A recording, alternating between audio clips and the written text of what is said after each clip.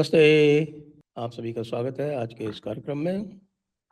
आप सभी से अनुरोध है कि कृपया हमारी चैनल को सब्सक्राइब करें, वीडियो को लाइक भी अवश्य करें।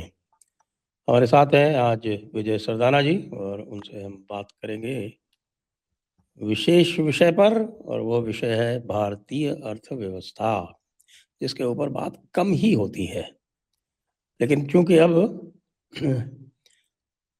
2025 गया चाहता है, तो अब 2025 के उपलब्धियों पर, 2026 के अनुमानों पर, इन पर हम चर्चा करेंगे। आज गहन चर्चा करेंगे विजय जी के साथ।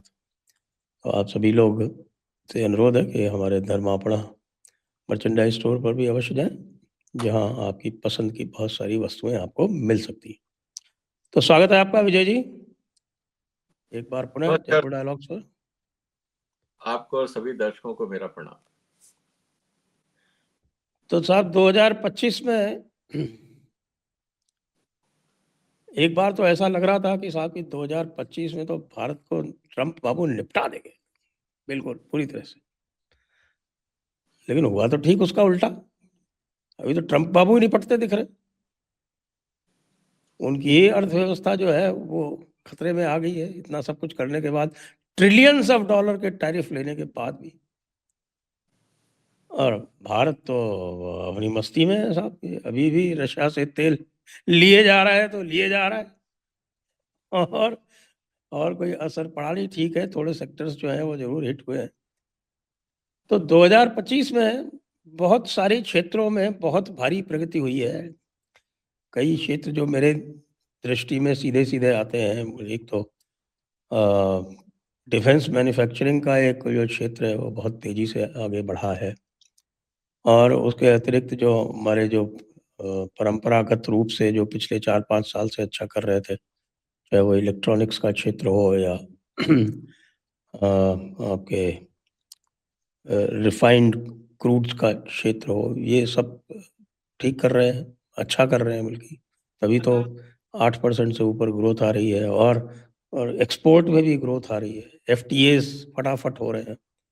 तो मैं अब आपके मुंह से सुनना चाहूँगा कि आप क्या सोचते हैं कि 2025 में हमारे आर्थिक क्षेत्र में क्या विशेष उपलब्धियां रही हैं? सर, जो आपने बातें बताई ये बिल्कुल सही है। और इसीलिए आपको याद होगा जब ट्रंप साहब ने टैरिफ लगाए थे तो मैंने एक वीडियो बनाया था, थैंक यू ट्रंप। हाँ। तो जी हाँ, उसके बाद हमने बात भी की थी उसके ऊपर। बिल्कुल की थी। तो सर, अगर हम हिंदुस्तानियों का ट्रैक रिकॉर्ड देखें ना, तो हम बड़े विचित्र लोग हैं। हम आराम से सोते रहते हैं जब तक हमारे घर में आग नहीं लगती। जब तक हमें, क्योंकि हम लोग क्या है ना, हनुमान वाली मानसिकता के लोग हैं। आप में क्षमता है, ताकत है, जब तक आपको जामवंत साहब हिला के नहीं बोलेंगे कि भैया तू उठ, तू कर सकता है, तब तक हम हिलते नहीं। तो इस समय जो भारत की अर्थनीति है उसमें जामवंत का रोल प्ले किया है ट्रंप साहब ने, और देश को जगा दिया कि यार तुम्हारे को मैं बर्बाद कर दूंगा अगर तुम नहीं जागे तो। और फिर सरकार, जनता, इकोसिस्टम, उन सब पे रातों रात कार्रवाइयां शुरू हुई जिसके बारे में हम कभी सोचते नहीं थे। उदाहरण के लिए आप देखेंगे, रेयर अर्थ पे 2025 से पहले आपने इस शब्द को सुना भी था भारत के इतिहास में? कभी नहीं। हमारे पास रेयर अर्थ के भंडारों की कमी नहीं थी, लेकिन हम सो रहे प्रोसेसिंग थे। हम करना ही नहीं चाहते थे। हमने कभी जिंदगी में प्रोएक्टिवली सोचा ही नहीं। अगर आज हिंदुस्तान की अर्थव्यवस्था में जो चुनौतियां हैं, या जो हमारे यहाँ करप्शन है, जो इनएफिशिएंसीज है, उसका कारण ये है कि हम लोग सोते रहते हैं। और जब ट्रंप ने भारत को हिलाया और चीन ने जब रेयर अर्थ पे रिस्ट्रिक्शन लगाए, तब जाके हमें पता लगा, ओहो, रेयर अर्थ नाम की भी कोई चीज होती है। क्योंकि गोल्ड सिल्वर के आगे हम सोचते ही नहीं थे। अब हुआ क्या, फिर एक समाज में प्रकृति या समझ में ये सोच था, अरे साहब सरकारें बहुत स्लो काम करती हैं। सर, ट्रंप साहब ने अप्रैल में अपनी कार्रवाई शुरू करी। सितंबर में 6 महीने के अंदर हमने रेयर अर्थ पे हिंदुस्तान में पॉलिसी तक बना डाली। उसके लिए फंड भी एलोकेट कर दिए, हमने लाइसेंस भी एलोकेट कर दिए, आरएनडी भी शुरू कर दी। 6 महीने में हमने वो सब कुछ कर लिया जिसको करने में लोग 6-6 साल लगा देते हैं और तब भी नहीं हो पाता।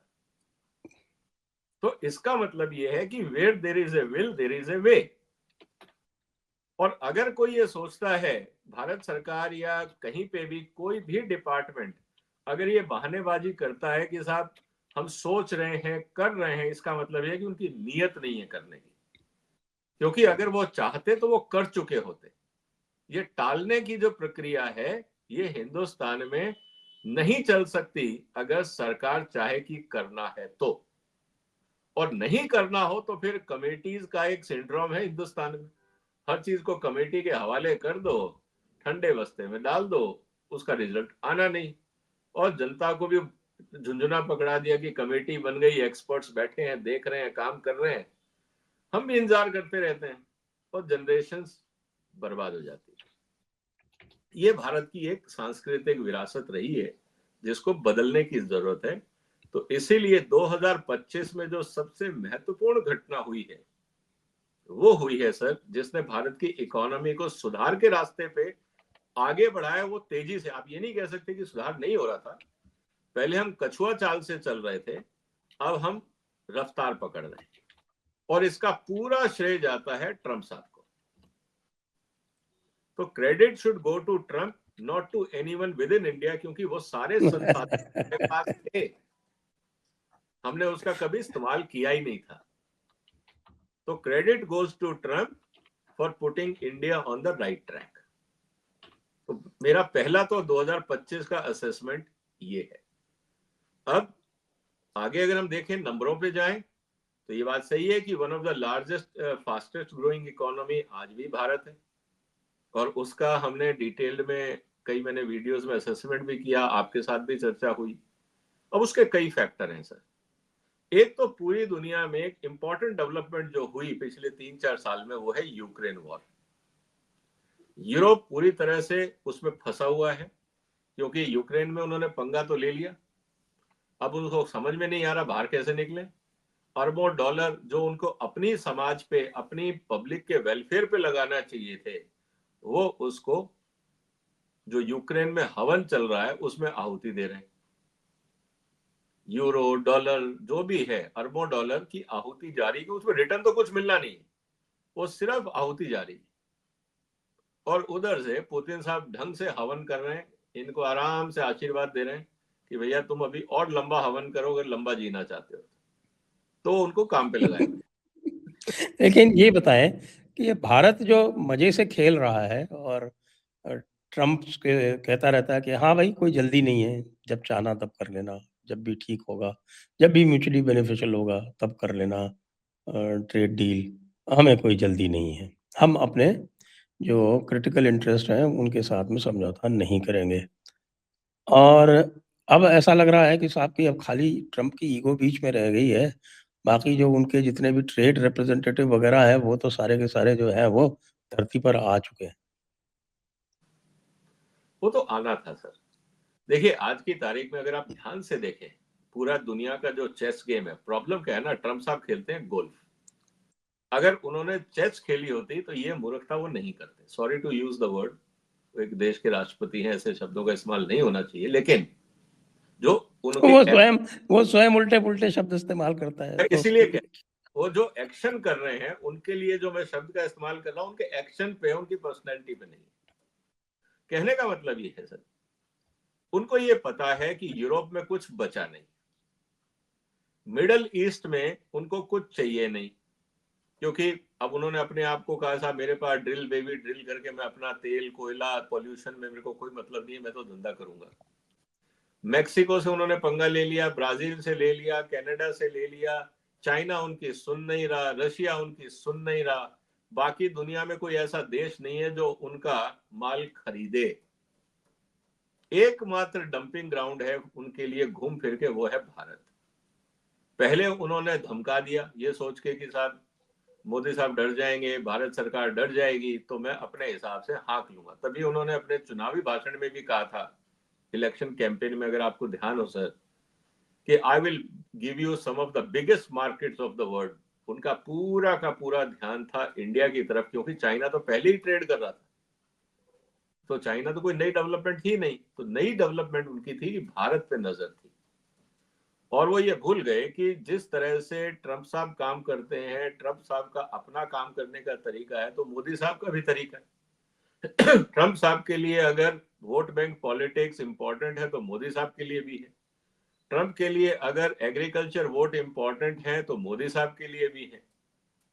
अब सवाल इस बात का है कि पहले कौन झुके। अब शायद वो मोदी साहब को समझ नहीं पाए और ये गलती ट्रंप साहब से हो गई। उनको लगा कि मैं बिलियनियर हूं तो मैं जैसे चाहूंगा कर लूंगा। वो ये भूल गए कि मोदी साहब के पीछे 1 बिलियन लोग खड़े हैं। तुम्हारे पास तो $1 बिलियन होगा। तो डॉलर और रुपए के बीच की फाइट थी, मतलब कि डॉलर और लोगों के बीच की। मोदी साहब ने कहा ठीक है, मेरे पास बिलियन लोगों की पॉपुलेशन मार्केट है, मुझे तेरा $1 बिलियन नहीं चाहिए, मैं अपने हिसाब से चलाऊंगा। पूरा पेच यहां आके फंस गया। उन्होंने पूरी तरह से ताकत तो लगा ली, लेकिन भारत ने बाजार खोला नहीं। दूसरी तरफ ब्रिक्स का जो समझौता हुआ, क्योंकि होता क्या है ना सर, आपको भी पता है कि दुश्मन का दुश्मन दोस्त होता है। ट्रंप साहब ने क्या किया, सबसे बड़ी जो गलत डिसीजन लिया कि ब्लैंकेट टैरिफ सब पे लगा दिया। मतलब सबके साथ एक साथ पंगा। एक एक करके करते तो शायद उनका काम बन जाता। एक एक को तोड़ते, एक एक को अपने कब्जे में लेते, तो डिवाइड एंड रूल जो ब्रिटिशर्स ने सिखाने की कोशिश की थी, ट्रंप साहब शायद पढ़े भी नहीं इतिहास को। ट्रंप साहब ने कहा नहीं, मैं एकदम बम्बार्डमेंट करूंगा और पूरी दुनिया मेरे कदमों में आएगी। उल्टा हो गया। जिस जिसके खिलाफ, बड़ी इकोनॉमीज के खिलाफ उन्होंने कार्रवाई करी, वो सब ने हाथ मिला लिए कि अब इसको अकेले रहने दो, हम आपस में ही धंधा करेंगे। ट्रंप साहब फंस गए।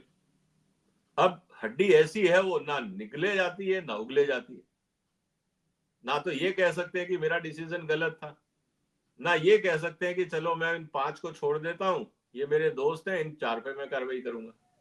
वहां भी वो कुछ नहीं कर पा रहे। और सबसे अच्छी बात क्या हुई कि जब उन्होंने इस तरह का इलॉजिकल पॉलिसी डिसीजन लिया अमेरिका की इकोनॉमी के सो कॉल्ड हित में, वो ये भूल गए, क्योंकि वो रियल एस्टेट वाले हैं ना, उन्होंने कोई फैक्ट्री चलाई नहीं। उन्होंने तो किराए का, वो he is a rent Sikar basically. Trump साहब क्या है, बिल्डिंग बनाई, पूरी जिंदगी किराया खाया, ये है उनका। उसमें ना इनोवेशन है ना क्रिएटिविटी है, रेंट सीकर है ये। अब हुआ क्या, उसी मानसिकता से इन्होंने अमेरिका को चलाया। इनको ये समझ ही नहीं आया कि अगर मैं टैरिफ लगा रहा हूं तो भाई टैरिफ देगा कौन, देगा तो आप ही का कंज्यूमर। और आपने कहा नहीं, मेरे कंट्री में इन्वेस्ट करो, तो मैं मान भी लूं, कर भी लूं, तो सर फैक्ट्री लगाने में 2 साल लगते हैं और आपके यहाँ फैक्ट्री का कुछ बनता नहीं। मेरे को अगर मशीनें चाहिए, बॉयलर चाहिए, स्क्रू चाहिए, लोहा चाहिए, तो सब मुझे इंपोर्ट करना पड़ेगा। आपने उस पर लगा दिया सब पे टैरिफ, तो फैक्ट्री लगाना महंगा हो गया। अब महंगी फैक्ट्री लगेगी तो जो माल बनेगा वो महंगा बनेगा। पहली बात तो बनने में टाइम, फिर जो बनेगा वो महंगा बनेगा। और फिर प्रॉब्लम क्या होगी कि वही चाइनीज और इंडियन माल अमेरिका में आएगा, कॉम्पीट करेगा, अमेरिकन फैक्ट्रियां खाली हाथ बैठी रहेंगी। तो लोगों ने जो इन्वेस्टमेंट सोचा था वो भी रुक गए। तो ना, जैसे कहते हैं ना खुदा ही मिला ना विसाले सनम, ना इधर के रहे ना उधर के। अब ट्रंप साहब की हालत ये हो गई कि अब क्या करें। उधर से कनाडा ने रिस्ट्रिक्शन लगा दिए, इधर से मैक्सिको ब्राजील ने लगा दिए, रशिया सुन नहीं रहा, चाइना सुन नहीं रहा, भारत पे आपने 50% टैरिफ लगा दिया रेसिप्रोकेटिंग टैरिफ करके। इनको खुद ही समझ में नहीं आ रहा ये कहां फंस गए। इसीलिए इनको लगा था कि भैया ये गोल्फ कोर्स है, एक एक करके मैं बॉल डालूंगा और गेम जीत लूंगा। फ्रंट खोल दिए सारे। अब इनको समझ ही नहीं आ रहा कि ये बॉल मारी तो थी सीधी, ये जा कहां नहीं है, समझ ही नहीं आ रहा। तो फंस गए हम। और दूसरी तरफ भारत के लिए फायदा ये हुआ कि ब्रिक्स के कम्युनिटी ने क्लोजअप किया, रशिया ने सस्ते में तेल दिया, चाइना से जरूर हमारी टसल है, वो भी थोड़ा बहुत हम मैनेज कर रहे हैं, बाकी देश साथ आए। और जब एक दूसरे के लिए समस्या है तो थोड़े एक दूसरे को कंसीडर भी कर रहे हैं। तो भारत का जो एक्सपोर्ट है, जो पहले अमेरिका ओरिएंटेड था, वो थोड़ा बहुत डाइवर्सिफाई होने लगा। तो ये सब चीजें हैं सर, कई फैक्टर चल रहे हैं इस समय जो भारत के हित में हैं। लेकिन अल्टीमेटली बात नहीं आती है कि जब तक मेक इन इंडिया स्ट्रांग नहीं होगा, हम क्वालिटी और इनोवेशन पे ध्यान नहीं देंगे, तब तक हम भी स्ट्रगल करेंगे। जिस रफ्तार से भारत को आगे बढ़ना चाहिए, हम नहीं बढ़ पाएंगे। ये जो एक नई ट्रेंड है कि ग्लोबल कैपेसिटी सेंटर्स जो है, ग्लोबल कैपेबिलिटी सेंटर्स, बड़े बड़े मल्टीनेशनल्स के, वो भारत में बहुत भारी संख्या में खुल रहे हैं। पहले ही शायद 1950 पहले से हैं और भी अधिक खुल रहे हैं। तो ये क्या ट्रेंड है? ये ट्रम्प के मुंह पे तमाचा है क्या ये? सर देखिए, ये जो सिस्टम है ना, इस समय सबसे बड़ा चैलेंज क्या है? इस समय पूरी दुनिया को सबसे बड़ा चैलेंज है स्किल सेट का, ह्यूमन रिसोर्स का। देखो ट्रम्प बाबू तो H1B वालों को भी परेशान कर रहे हैं, जिनको पहले से मिला हुआ है उनको भी परेशान तो कर रहे हैं। हो क्या रहा था? पहले कंपनियां अपने देश में मैन पावर को बुलाती थी, अपने सुपरविजन के अंदर वहीं रिसर्च कराती थी। आप देखेंगे पिछले 70 साल में भारत में कोई नया मॉलिक्यूल ना फार्मास्यूटिकल में आया, ना कोई हमने मॉलिक्यूल एग्रोकेमिकल्स में बनाया, ना हमने कोई पॉलीमर बनाया, ना हमने कोई इनोवेशन करी। हम थे सर्विस प्रोवाइडर, थोड़ा आज की भाषा में हम कहें तो लेबर प्रोवाइडर या स्किल सेट प्रोवाइडर। हम उसकी बात कर रहे थे कि हमारे पास क्षमता है, हम बॉडी काम, शॉपिंग। लेकिन हमें आपका डायरेक्शन चाहिए, आपके रिसोर्स चाहिए। मतलब हम कॉन्ट्रैक्ट वर्कर्स बनने को तैयार थे, इनोवेटर नहीं बन पा रहे थे, क्योंकि हमारे हिंदुस्तान की कंपनियां जो है ना, वो ट्रेडर माइंडसेट की। उन्होंने माल खरीदा, उसमें कपड़ा मारा, 2% जोड़ा, बेच दिया। हम इसके आगे सोचते ही नहीं। हम day to day balance sheet वाले लोग हैं कि भैया आज धंधे में कितना कमाया। तो हम व्यापारी वर्ग हैं, हम इन्वेस्टर नहीं हैं, इस बात को समझना होगा। तो भारत का जो कॉर्पोरेट वर्ल्ड है वो व्यापारिक मानसिकता से काम करता है, वो इन्वेस्टमेंट मानसिकता से काम नहीं करता। इसीलिए हम R&D में खर्चा करते ही नहीं।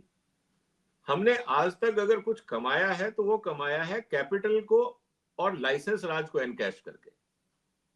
भाई मेरे पास 10 करोड़ रुपए हैं, मैंने 10 करोड़ का माल खरीदा, उसमें 2% मार्जिन जोड़ा, 10 करोड़ 20 लाख में बेच दिया, 20 लाख रुपए मेरी कमाई होगी, मेरा धंधा सक्सेसफुल। इसके आगे हम लोग कभी सोचते ही नहीं। अब सवाल इस बात का है कि जब ट्रंप साहब ने H1B वीसा को मना किया, कॉम्पिटेंट लोगों का आना दिक्कत किया, एक एक लाइसेंस पे आपने कहा $1-1 मिलियन, $1-1 लाख हम आपको देना पड़ेगा अलग लाइसेंस के लिए। इंडिविजुअल हो तो 1 मिलियन, कॉर्पोरेट है तो 2 मिलियन फॉर वीसा। कंपनियों ने कहा इतना पैसा तो हम हिंदुस्तान में लगा देंगे और वहीं लोग रख देंगे, एक तो सस्ते में रहेगा, हमें अमेरिका में ला के उनको तनख्वाहें डॉलर में देनी पड़ती हैं। जो हम यहाँ पे $1 लाख देंगे, $1 लाख में तो हिंदुस्तान में हमें 6 आदमी मिल जाएंगे, 10 आदमी मिल जाएंगे। तो हम एक तो अमेरिका ला रहे थे, इतने में हमें सस्ते में वहां हो जाएगा, किराया भाड़ा देना है, इंटरनेट तो है, वीडियो कॉन्फ्रेंस से सारे काम हो जाएंगे। जब संजय जी और विजय सरदाना बैठ के बगैर स्टूडियो के अच्छा प्रोग्राम कर सकते हैं तो स्टूडियो की जरूरत क्या है? तो यही हाल अब कॉर्पोरेट्स का हो रहा है। तो कहने का मतलब ये है सर कि दुनिया ने काम करने का तरीका बदल लिया, और जो सेंटर ऑफ एक्सीलेंस या जो कैपेबिलिटी सेंटर्स की आप बात कर रहे हैं, ये उसी का परिणाम है। तो भारत के मैन पावर को सस्ते में कैसे यूटिलाइज किया जाए, ये पूरा मॉडल उसी के आसपास है। तो जो 1560 आसपास है, और अब जो और बढ़ जाएंगे, तो सर 1560 तो कुछ भी नहीं है, क्योंकि 1500 कंपनियां तो बड़ी आसानी से दुनिया के किसी भी कोने पे मिल जाएंगी। नहीं, 1950 है और बढ़ेंगे। 1950। तो सर ये तो बहुत छोटा नंबर है ना, क्योंकि भारत की स्टॉक मार्केट देखे तो 5000 कंपनियां रजिस्टर्ड है, तो कोई बहुत बड़ी बात नहीं है सर। और क्या होता है ना, एक चीज और सोचिएगा सर, कि जैसे हम बड़ी मल्टीनेशनल्स की बात करते हैं तो उनके पास मल्टी डिवीजन होते हैं। जैसे कोई कंपनी है, वो केमिकल में भी काम कर रही है, प्लास्टिक्स में भी कर रही है, कोई फार्मास्यूटिकल में भी कर रही है, कोई IT डिजाइनिंग भी कर रही है, कोई डिफेंस रिसर्च भी कर रही है, कोई मेटलर्जी में कर रही है। अब एक ही कंपनी में 20 डिवीजन है, तो सबने अगर अपना एक एक भी सेंटर यहाँ खोल दिया, 10-10, 20-20 आदमियों का एक ही बिल्डिंग में, डिवीजन अलग है, बिल्डिंग कॉमन हो सकती है, तो आप तो उनको 10 गिनोगे ना सर, एक तो गिनोगे नहीं। तो ये भी होता है सर। अच्छा, एक जो बहुत ये कहें कि हाई ग्रोथ इंडस्ट्री हम देख रहे हैं, वो डिफेंस मैन्युफैक्चरिंग की है। और ये आपने जो बात कही कि साहब कि हम तब जागते हैं जब कोई झटका देता है।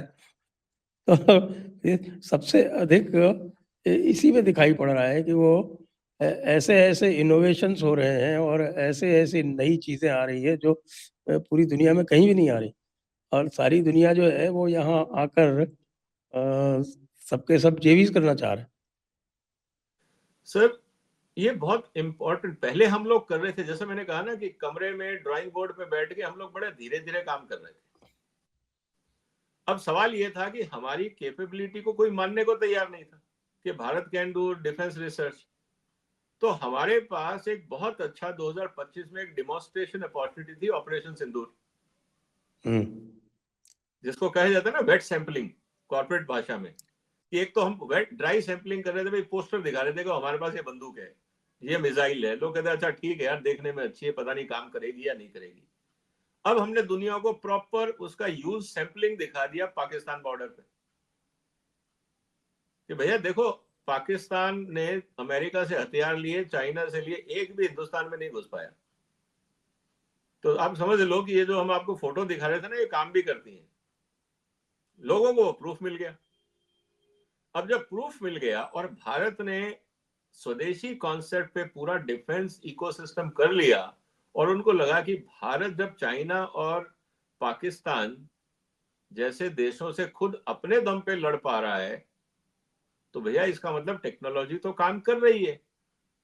दूसरी बात, भारत की जो टेक्नोलॉजी है उसने चाइना और अमेरिकन टेक्नोलॉजी को पछाड़ दिया टेक्निकली। ये उनको रोक नहीं पाए, भारत के अटैक को रोक नहीं पाए, ना उनके रेडार्स, ना सिस्टम्स, ना F-16, ना कुछ। तो ये भी उनको समझ में आ गया कि यार ये तो खिलौने बेच रहे थे हमको हथियारों के नाम पे, एक्चुअली हथियार तो भारत के पास है और वो भी सस्ते। तो अचानक जो दुनिया की सोच थी ऑपरेशन सिंदूर से बदल गई, और ऑपरेशन सिंदूर ने तो लाइव डेमोन्स्ट्रेशन कर ही दिया। तो अब प्रूफ की जरूरत नहीं है, आपके पास वाइड प्रूफ है। और उसका जो फायदा है, अब भारत को, जो भारत की डिफेंस इंडस्ट्री है, उसको पूरा मिलेगा। और दूसरी तरफ भारत की तरफ से भी जब आप हथियार बना रहे हो, तो भारत सरकार ने भी कहा कि भाई आप अगर प्राइवेट सेक्टर को इन्वॉल्व किया है तो प्राइवेट सेक्टर सिर्फ भारत सरकार के लिए तो बनाएगा नहीं। अगर मान लीजिए भारत सरकार को साल में 10,000 बंदूकें चाहिए, तो और कैपेसिटी आपकी 20,000 बनाने की है, तो ऐसा तो है नहीं कि 6 महीने बाद वो फैक्ट्री बंद हो जाएगी, तो वो भी नया कस्टमर ढूंढेंगे। तो प्राइवेट सेक्टर ने नए कस्टमर ढूंढने शुरू किए, उसका असर हमें दिख रहा है कि देखिए भारत सरकार तो हमसे ले ही रही है। और भारत सरकार ऐसा तो है नहीं कि सिर्फ इसलिए ले लेगी मेक इन इंडिया, वहां की भारत की जो फौजें हैं वो भी तो उसको ढंग से टेस्ट करेंगी, क्योंकि लड़ाई के समय तो वहां पे कोई सुनेगा नहीं ना कि साहब ये मेक इन इंडिया था, नहीं चला तो कोई बात नहीं, अब कल देखेंगे, कल एक दूसरे से बात करेंगे, ऐसा तो होगा नहीं। तो अगर हमारे हथियार या एंटी एयरक्राफ्ट सिस्टम या एंटी मिसाइल सिस्टम नहीं चले, तो उस दिन तो भारत के ऊपर अटैक हो ही जाएगा।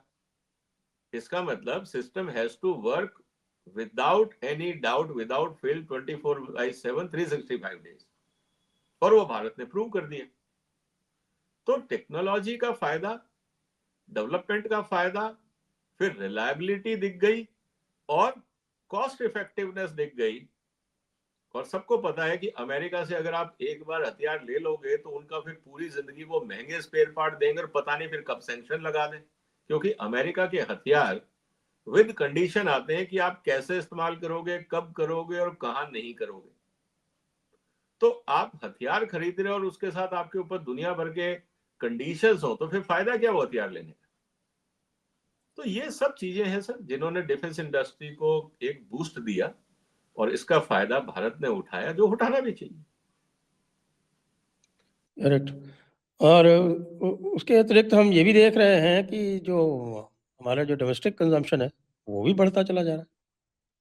सर बढ़ना तो है, कारण क्या है ना सर कि देखिए ऑपरेशन सिंदूर ने बहुत सारी, कल का अगर आप मेरा देखते हैं वीडियो, मैं जनता से कहूंगा, मतलब ऑडियंस से कहूंगा, जो हमारे दर्शक हैं उनसे कहूंगा कि आप मेरे चैनल पे कल का वीडियो देखिए, उसमें मैंने ये लिखा है, पूरा एनालिसिस किया है कि ऑपरेशन सिंदूर के बाद चाइना ने अपनी रणनीति बदल ली भारत के खिलाफ, कि भारत को अगर हराना है तो अब डायरेक्ट बॉर्डर कॉन्फ्लिक्ट से काम नहीं चलेगा, हमें अब कई लेवल पे काम करना होगा। तो हमारे दुश्मनों को पता लग गया कि हमारी रणनीति क्या थी ऑपरेशन सिंदूर में, तो वो अपने आप को बदलेंगे। इसका मतलब यह है कि भारत पे प्रेशर और पड़ेगा कि यार अब हमारा पहला राउंड ऑफ एक्शन प्लान तो दुनिया के सामने आ गया, अब हमें और क्रिएटिव वे में सोचना होगा। दूसरी तरफ भारत को यह भी पता लग गया है कि हमारी कमजोरियां कहां कहां हैं, तो हमें उसको भी सुदृढ़ करना है। तो दोनों तरफ से प्रेशर है, एक तो इंटरनल नीड्स बढ़ गई और दूसरा फॉरेन डायनेमिक्स बढ़ गए, जो ऑफेंसिव डायनेमिक्स होंगे वो बदल गए। तो पहले मान लीजिए आपने सारे हथियार पाकिस्तान बॉर्डर पे लगा दिए थे और चाइना बॉर्डर पे उतने नहीं थे, अब चाइना को समझ में आ गया कि इनका कौन सा हथियार ब्रह्मोस कहां से चल सकता है, तो चाइना उसकी फोर्टिफिकेशन करेगा, उसको काउंटर करने की कोशिश करेगा। हमें अब उसके आगे सोचना है। इसीलिए अब आप देखेंगे सर, ब्रह्मोस का हम एक्सटेंडेड रेंज लेके आ रहे हैं, हम उन्हें मॉडिफाई कर रहे हैं, क्योंकि अब 300 किलोमीटर तक तो कोई भी पहुंच जाएगा। सबको पता लग गया कि ब्रह्मोस 300 किलोमीटर के पीछे अगर हुआ तो वो काम नहीं करेगा, तो मतलब ब्रह्मोस कहीं भी इंस्टॉल होगा तो वो 300 किलोमीटर में होगा। उसकी रणनीति पाकिस्तान चाइना ने बना ली होगी। अब और अगर डीप में अब जाना तो है, 800 किलोमीटर हो गया साहब, अब क्या वही मैं, करेंगे? तो अब जो नया ब्रह्मोस है वो 800 किलोमीटर है, तो उस हिसाब से रणनीति बदलनी होगी। फिर 300 से 800 के बीच में मिडिल रेंज भी कुछ डालना होगा, एंटी कि वो एयरक्राफ्ट। 400 वाला तो ऑलरेडी, 450 वाला तो ऑलरेडी ऑपरेशनल है।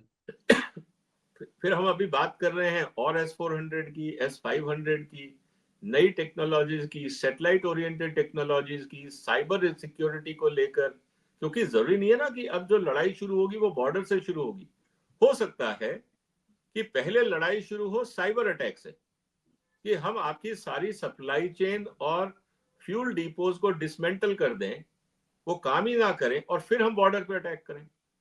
तो रणनीतियां बदलेंगी सर, इसीलिए भारत को तैयारी ज्यादा करनी होगी। इसीलिए जो हथियारों की या डिफेंस टेक्नोलॉजीज की डिमांड है वो बहुत तेजी से बढ़ी, तो एक्सपोर्ट बढ़ा है और दूसरा डोमेस्टिक नीड बढ़ी है, क्योंकि परिस्थितियां बदल गई हैं। तो ये मैंने कल बहुत डिटेल में एनालिसिस किया है मेरे वीडियोस में, तो जो दर्शक चाहें चैनल पे देख सकते हैं। और एक और भी चीज़ हमने पिछली बार डिस्कस किया था कि भाई 1 रुपी इज टू $100 कब हो जाएगा। और अभी इस समय जो है वो 1 रुपी $100 या जो कुछ भी ट्रम्प बाबू कर रहे हैं, उसका एक असर तो हुआ है कि जो एफपीआईज इन्वेस्टमेंट है वो भारत से गया है। और इसीलिए यद्यपि डॉलर इंडेक्स डाउन जा रहा है, डॉलर दुनिया में कमज़ोर हो रहा है, उसके बाद भी भारत रुपया जो है वो डॉलर के मुकाबले थोड़ा-सा गिरा है। लेकिन ये ट्रम्प की रणनीति कितने दिनों तक और चल पाएगी? एफपीआईज़ देखिए, जो हैं वो अल्टीमेटली तो वहीं जाएँगे जहाँ रिटर्न मिलेगा। बिल्कुल सही है। इसीलिए भारत सरकार को मेक इन इंडिया को स्ट्रेंथन करना चाहिए। दूसरी जो सबसे बड़ी बात है कि डॉलर बहुत तेजी से निकला, आपके पिछली बार भी शायद मैंने डिस्कशन में कहा था कि दिसंबर में और तेजी से निकलेगा, क्योंकि दिसंबर ईयर एंडिंग है। तो जो एफआईआईज भारत में पैसा लगा के बैठे हैं, क्रिसमस हॉलीडे में जाने से पहले वो उसको विड्रॉ करेंगे और अपनी बैलेंस शीट में दिखाएंगे कि उन्होंने कितना प्रॉफिट कमाया। अब जनवरी के अंदर सर, जब ये छुट्टियां खत्म होके बाकी एफआईआईज के ऑफिसेज खुलेंगे और लोग वापस आएंगे, तब पता लगेगा कि इस समय दुनिया में इन्वेस्टमेंट कहां जा रहा है। अब रही बात कि सर जाएगा कहां, अगर हम ध्यान से देखें, यूरोप में जाने का कोई फायदा नहीं, वहां इकोनॉमी बर्बाद हो चुकी है, क्योंकि एनर्जी प्राइसेस 3 से 5 गुना ज्यादा हो गए। इलॉजिकल डिसीजन यूरोपियन यूनियन ने लिए, यूरोपियन यूनियन का अपना फाइनेंशियल और इकोनॉमिक स्टेबिलिटी पे बहुत बड़ा खतरा खड़ा हो गया। दूसरी तरफ अमेरिका का डेट बढ़ के 38 ट्रिलियन हो गया, ऑलमोस्ट ये कहा जा रहा है कि 1.4 टू 1.6 ट्रिलियन डॉलर तो इंटरेस्ट कॉस्ट बैठेगा एनुअल अमेरिका के लिए, which is bigger than defence and social security expenditure. तो अमेरिका की इकोनॉमी की हालत खराब है। फिर उनको अगर वापस डॉलर को रोल ओवर करना है, ट्रेजरी बिल बेचने हैं, तो खरीदार कोई नहीं मिल रहा। चाइना विड्रॉ कर रहा है, रशिया दे नहीं रहा, इंडिया विड्रॉ कर रहा, हम लोग सब सेफ एसेट गोल्ड या बाकी चीजों पे जा रहे हैं। फिर डॉलर हमें अब इसलिए नहीं चाहिए क्योंकि हम लोकल करेंसी में ट्रेड करना शुरू कर रहे हैं, तो वो प्रेशर है। तो अमेरिका पे प्रेशर है, इन्फ्लेशन बढ़ेगा, बाकी समस्याएं होंगी, तो वहां इन्वेस्टमेंट नहीं है।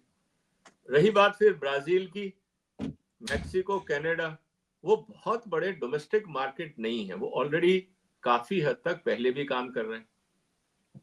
चाइना से अमेरिका चाहता है कि विड्रॉ हो, चाइना प्लस वन, मतलब 100% all eggs in one basket की जो पॉलिसी है, कंपनियां वो नहीं चाहती। बाकी रही बात ईस्ट एशियन कंट्रीज की, वहां पे आप एक्सपोर्ट बेस बना सकते हो, लेकिन पूरी जो सप्लाई है वो फिर चाइना से आती है, बैकडोर एंट्री चाइना की है, तो लोग वहां भी एप्रीहेंसिव है। तो भारत में एक बहुत बड़ी अपॉर्चुनिटी है, उसका कारण है हमारा डोमेस्टिक मार्केट, और हमारे यहाँ जिस तरह से इंफ्रास्ट्रक्चर इंप्रूव हो रहा है, तो एक्सपोर्ट अपॉर्चुनिटीज, मार्केट हमारे को रिसीव करने को और इन्वेस्ट करने को तैयार है। लेकिन हमारी जो सबसे बड़ी समस्या है वो हमारी इंटरनल पॉलिसीज हैं, जो स्टेट गवर्नमेंट में रेड टेपिज्म या करप्शन है, स्लो प्रोसेस है। हम भी अभी चलता है, देख लेंगे, सोच लेंगे वाला जो मानसिकता लेके बैठे हैं, वो भारत के लिए सबसे बड़ी चुनौती है। तो दुनिया भारत को एक्सेप्ट करने को तैयार है, हम ही खुद तैयार नहीं हो रहे। एक दो डिपार्टमेंट जहां सेंट्रल गवर्नमेंट का कंट्रोल है, जैसे रेलवेज है, वहां हम देख रहे हैं कार्रवाई हो रही है, नेशनल हाईवे अथॉरिटी है, वहां हम देख रहे हैं, एयरपोर्ट्स में हम देख रहे हैं, डिफेंस में देख रहे हैं, स्पेस में देख रहे हैं। जो स्टेट लेवल में है वहां क्या हो रहा है सर? कौन से स्टेट ने प्रोग्रेस दिखाई है?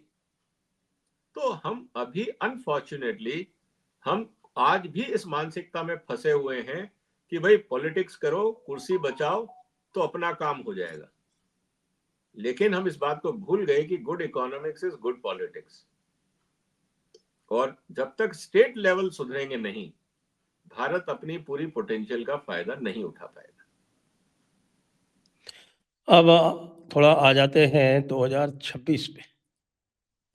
अब आप 2026 में और कौन से आप देख रहे हैं कि और विशेष डेवलपमेंट होने वाले हैं, या जो पुरानी जो पॉलिसीज़ हैं उनका अच्छा रिजल्ट आने वाला है? क्योंकि पूरी दुनिया जो है वो तो हतप्रभ है कि साहब कि ये 8% ग्रोथ रेट कहाँ से आ रहा है। वो तो सोच भी नहीं सकते कि 8% ग्रोथ रेट भी होता है इतनी बड़ी इकोनॉमी का। क्या देखिए सर, ये बात सही है कि भारत में पोटेंशियल है, और हमें कुल मिला के 2026 में अगर मैं ये कहूं, हमें अपने आंतरिक सुधारों पर पूरा दिमाग लगाना चाहिए। वर्ल्ड मार्केट बहुत बड़ा है, आज ऑलमोस्ट 34 ट्रिलियन डॉलर का वर्ल्ड मार्केट है, और हमारा जो एक्सपोर्ट है वो 600-700 बिलियन डॉलर है। हम 2% से कम हैं। तो ये कहना कि हम एक्सपोर्ट सोच रहे हैं, मार्केट ढूंढ रहे हैं, इसका कोई फायदा नहीं है। बाजार एग्जिस्ट करता है, आपको बाजार इसलिए नहीं मिल रहा क्योंकि आपके यहाँ क्वालिटी और इनोवेशन पे ध्यान नहीं है। 2026 में मुझे लगता है कि भारत सरकार को और राज्य सरकारों को इस बात पे पॉलिसीज बनानी चाहिए कि हमारे यहाँ पे इन्वेस्टमेंट्स लाने के लिए जो हमें इनोवेशन करना है, जो हमें मेक इन इंडिया को स्ट्रेंथन करना है, जो हमारे यहाँ पे छोटे छोटे इरिटेंट फैक्टर्स हैं, और मैं बार बार कहूंगा कि आप कितना भी बोल लीजिए, ग्राउंड लेवल पे करप्शन पहले से ज्यादा है। चाहे इसको कोई मोदी सपोर्टर साहब माने या ना माने, आप किसी भी बिजनेसमैन से पूछ लीजिए, इंक्लूडिंग बीजेपी स्टेट्स, करप्शन पहले से ज्यादा हो गया है। मैं प्रैक्टिकल बता रहा हूं, आप किसी भी कंपनी से पूछ सकते हैं। रही बात दूसरी कि पहले तो इस घर की गंदगी को साफ करना जरूरी है। दूसरा, इनोवेशंस और R&D पे दिमाग लगाना जरूरी है। तीसरा, जो मैन पावर हिंदुस्तान में चाहिए, जो स्किल सेट चाहिए, हम अभी भी उसको डिग्री बांटने में लगे हुए हैं। हमारे यहाँ स्किल डेवलपमेंट पे ध्यान नहीं है। सिर्फ सर्टिफिकेट बांटना, हमारे यहाँ इतने इंजीनियर पैदा होते हैं हर साल, ये जस्टिफिकेशन काम नहीं करेगा। चौथी जो सबसे बड़ी चुनौती आ रही है वो आ रही है एंट्री लेवल पे एआई की। हमारे यहाँ पे आर्टिफिशियल इंटेलिजेंस के डेवलपमेंट को सीरियसली लेना पड़ेगा। सिर्फ ये कहना कि कुछ नहीं होगा, मोदी साहब बचा लेंगे, मोदी साहब एआई के आगे कुछ नहीं कर पाएंगे, क्योंकि टेक्नोलॉजी का अपना एक डिसरप्टिव मोड होता है और वो अपना काम करेगा। हम सिर्फ एक काम कर सकते हैं, एनेबलिंग एनवायरनमेंट।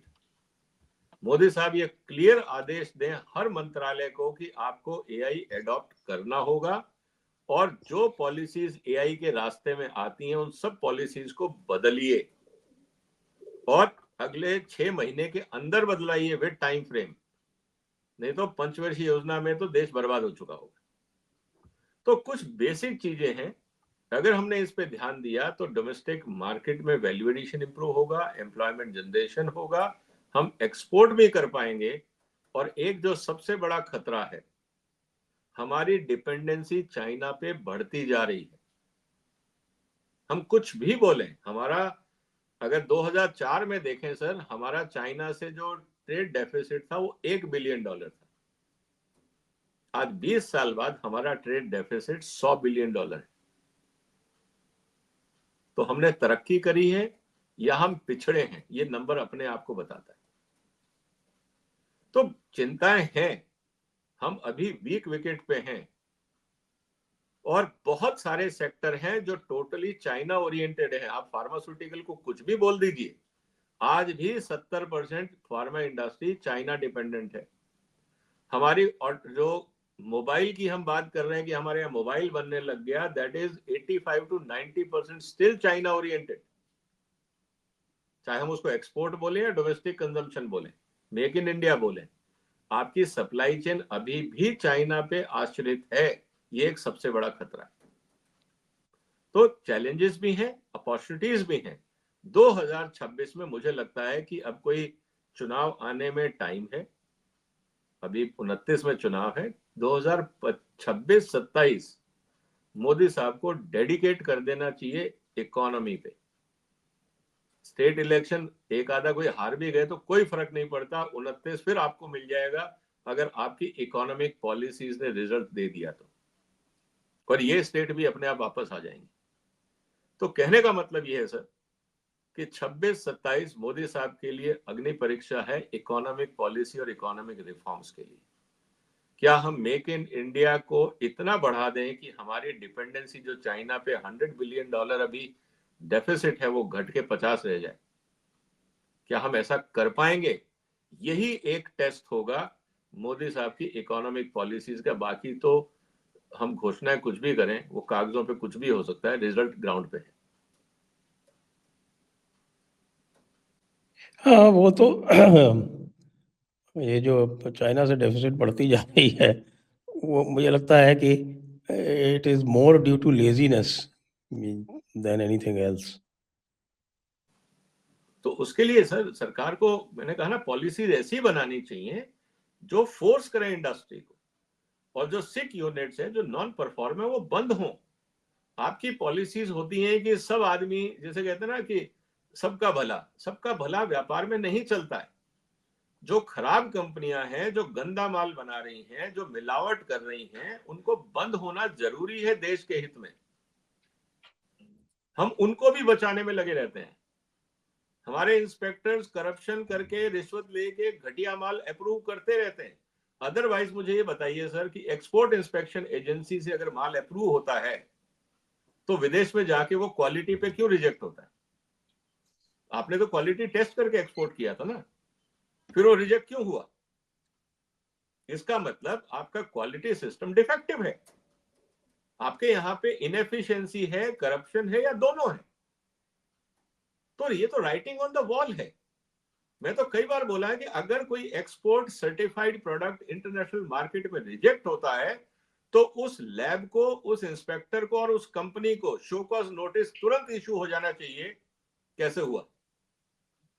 जब सब कुछ आपने किया था, अप्रूव्ड प्रोडक्ट बाहर गया था, तो रिजेक्ट क्यों हुआ? उन पे तुरंत शो कॉज नोटिस इशू हो, 1 महीने के अंदर उन पे कार्रवाई हो, देखिए आपका देश सुधरता है या नहीं सुधरता। सब लाइन पे आ जाएंगे। हम करना ही नहीं चाहते, हमारी प्रॉब्लम ही है। एक और भी जो बात काफ़ी चल रही है कि हमारे जो रिसोर्स एक्सट्रैक्शन है, उस दिशा में भी काफ़ी प्रयास हो रहे हैं। उस पे आपका क्या आउटलुक है? जैसे बहुत सारी जो अ, तेल और गैस और रेयर अर्थ मिनरल्स इन सब की डिस्कवरी हुई है। ऑफ कोर्स जब तक वो प्रोडक्शन में आएँगे तब तक थोड़ा टाइम लगेगा। लेकिन इन्वेस्टमेंट तो इधर आने चाहिए बजाय मैसिव ऑयल रिजर्व्स इन पाकिस्तान के। सर आएगा, देखिए प्रॉब्लम क्या है ना, यही चाहिए हमें इकोनॉमिक पॉलिसीज। अब मल्टीनेशनल्स क्या करती हैं, वो एक्सप्लॉइटेड माइंडसेट से काम करती हैं। मल्टीनेशनल जो कार्टेल है वो अपनी सरकारों के हिसाब से काम करता है। फॉर एग्जांपल, आज वेनेजुएला का केस है हमारे सामने। वेनेजुएला प्रूवन रिजर्व्स है, दुनिया का सबसे बड़ा ऑयल फील्ड है वहां पे एक्सॉन मोबाइल कंपनी जो है अमेरिका की, और बाकी जो ब्रिटिश पेट्रोलियम जैसे, वो लोग चाहते हैं उस पर कब्जा हो। अब उसकी फ्रंट एंडिंग करता है ट्रंप एडमिनिस्ट्रेशन। कि भाई ट्रंप एडमिनिस्ट्रेशन के हिसाब से ये कंपनियां चलेंगी तो वहां पे सबको फायदा है, अमेरिका को फायदा है। ये कंपनियां चाहती हैं कि हमारी टर्म्स एंड कंडीशंस पे भारत सरकार कानून बनाए, हमें भारत को एक्सप्लॉइट करने दिया जाए और गेन हम सब ले जाएं, लायबिलिटी हमारे पे ना हो। जैसे हमने एटॉमिक एनर्जी में देखा कि हम प्रॉफिट कमाएंगे पूरा, लेकिन हमारे पे लायबिलिटी कोई नहीं होनी चाहिए। तो ये लोग एक्सप्लॉइटर हैं दुनिया के। आप देखेंगे अफ्रीका में इतने सालों तक इन्होंने एक्सप्लॉइटेशन किया। अब जो देश इनके एक्सप्लॉइटेशन के आगे खड़ा हो जाता है, वहां पे ट्रम्प सब सैंक्शन लगाने खड़े हो जाते हैं। तो भारत को इन हाउस कैपेबिलिटीज डेवलप करनी पड़ेंगी। ये सोचना कि साहब मार्केट फोर्सेस काम करेंगी और भारत सरकार आर्म्स लेंथ पे बैठ के काम करेगी, हम प्राइवेट सेक्टर को एनकरेज नहीं करेंगे, ये बात सही है कि प्राइवेट सेक्टर भी साइफनिंग ऑफ करता है, पैसा लेके भाग जाता है, करप्शन वहां भी बहुत ज्यादा है। प्राइवेट में करप्शन नहीं हो या नहीं है, मैं इस बात को नहीं मानता। चाइना ने क्या किया सर, एक बड़ा इंटरेस्टिंग मैं आपको एग्जांपल देता हूँ। चाइना की कंपनियां इतनी दुनिया में कैसे फैल गई।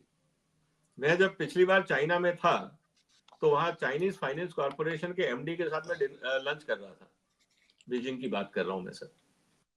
वहां पे मैंने उनसे पूछा कि यार आपकी कंपनियां इतनी तेजी से एक्सपेंड कैसे करती हैं, तो उन्होंने बड़ा अच्छा फॉर्मूला दिया। मैं आपके चैनल के माध्यम से चाहता हूं भारत सरकार इस पे सोचे।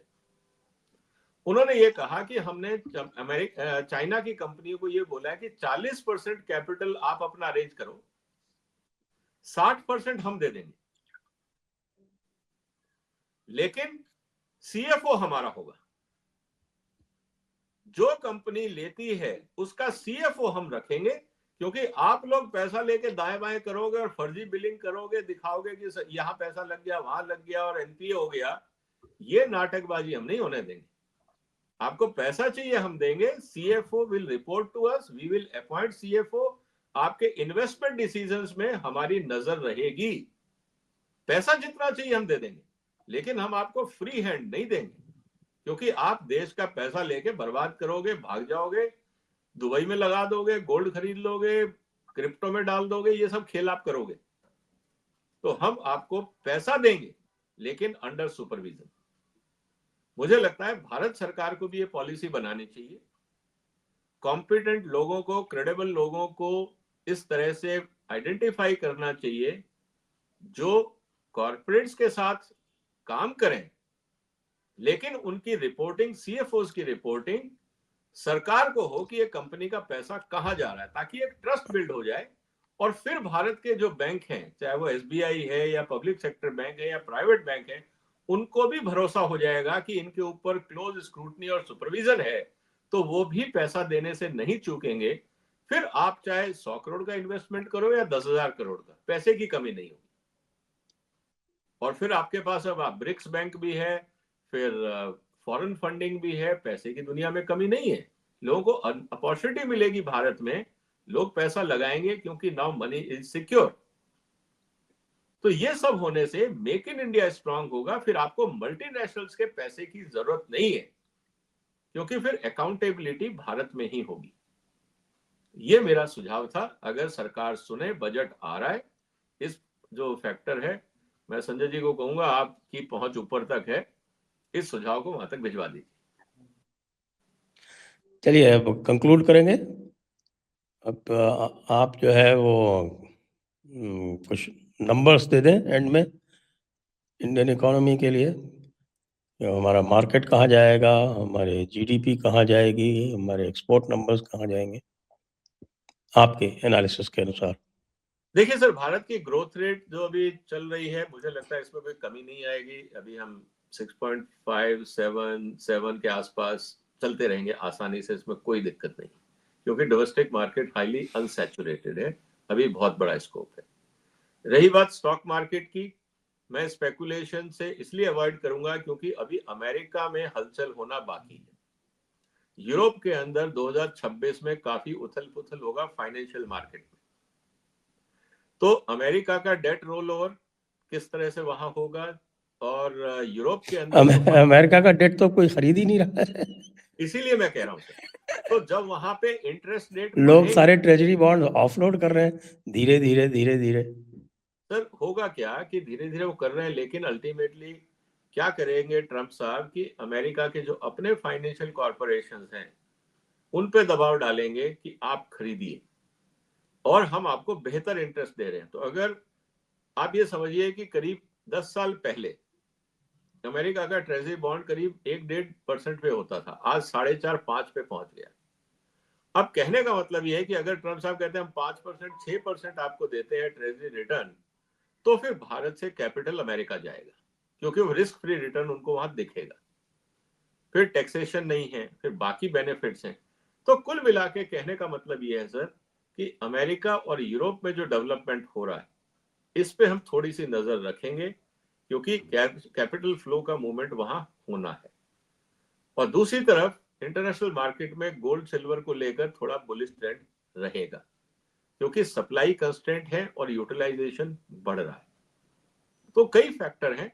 तो स्टॉक मार्केट में बीच बीच में बम्प आ सकते हैं। एक मेजर डेवलपमेंट जो स्टॉक मार्केट में होगा वो होगा भारत का बजट, क्योंकि बाकी मार्केट में तो जो फोरकास्टिंग हो रही है वो काफी एनकरेजिंग नहीं है, वो ज्यादातर है वो या तो स्टेटस को या पेसिमिस्ट है। तो इसीलिए ये भी सिचुएशन है। भारत का बजट क्यों इंपॉर्टेंट हो जाएगा, क्योंकि उसमें अगर हम पॉलिसी रिफॉर्म्स करते हैं जिससे कैपिटल हिंदुस्तान में आए, इन्वेस्टमेंट आए, तब तो स्टॉक मार्केट में पॉजिटिव असर आएगा। और अगर हम वो नहीं कर पाए और हमारा यूएस के साथ कोई ट्रेड एग्रीमेंट नहीं हुआ, तो हमारा जो डॉलर डिमांड है उसको लेके चैलेंज है। तो जो डिवैल्यूएशन है इंडियन रुपये का, अगर वो बढ़ता है तो वो भी एक चिंता की बात है। तो 2026 कॉम्प्लेक्स है। स्टॉक मार्केट में बहुत ज्यादा वॉलेटिलिटी रह भी सकती है, क्योंकि डेवलपमेंट कुछ ऐसे आएंगे, लेकिन भारत की जो इंटरनल जीडीपी ग्रोथ है उसमें कोई फर्क नहीं आएगा, क्योंकि डोमेस्टिक मार्केट फुल्ली इंटैक्ट, ये मेरा कहना है। लेकिन चाइना के साथ जो ट्रेड डेफिसिट है, अगर हम उसको एड्रेस करते हैं तो भारत की इकोनॉमिक पॉलिसी और इन्वेस्टमेंट पॉलिसी अलग होनी चाहिए। जो अभी है उसमें डेफिसिट हम कम नहीं कर पाए, ये मेरा असेसमेंट है। जी, तो आपका बहुत बहुत धन्यवाद विजय जी आज की इस चर्चा के लिए, और सभी दर्शकों को बहुत बहुत धन्यवाद। जय हिंद, जय भारत, वंदे मातरम। वंदे मातरम सर, और सभी दर्शकों को आने वाले नए इंग्लिश न्यू ईयर की बहुत बहुत बधाई।